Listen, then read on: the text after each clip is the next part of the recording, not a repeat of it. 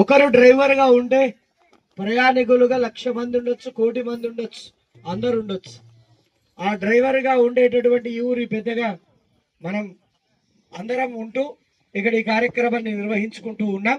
మరి ఇది గోవు మనం పూజ చేసేటప్పుడు గోవుకు కొన్ని నీళ్ళు ఇచ్చినా పర్వాలేదు, కొంచెం గడ్డి ఇచ్చినా పర్వాలేదు, పాచిపోయినది ఇచ్చినా పర్వాలేదు.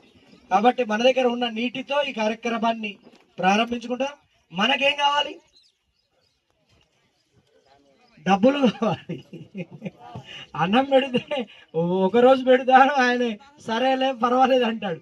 కానీ గోవుకు ఏమీ పెట్టకుండా అది గాలిని తిని బ్రతుకుతుంది, ఒక రోజంతా ఉండగలదు. కానీ మనిషి ఉండలేడు ఏం పెట్టకుండా, ఏది ముట్టకుండా.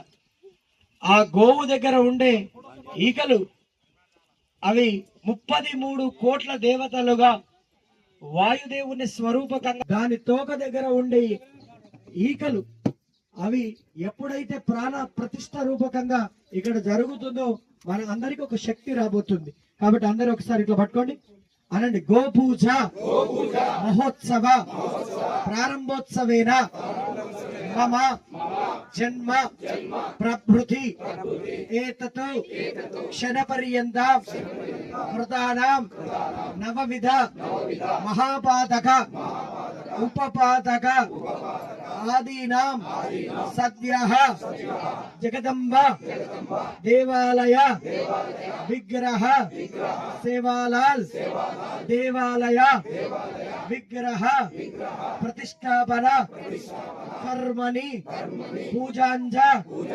కరిష్యేన సమస్త ధనరూపేణ సేవారూపేణ వస్తురూపేణ సమస్త రూపేణ సకల దేవత తృప్త్యర్థం ప్రీత్యర్థం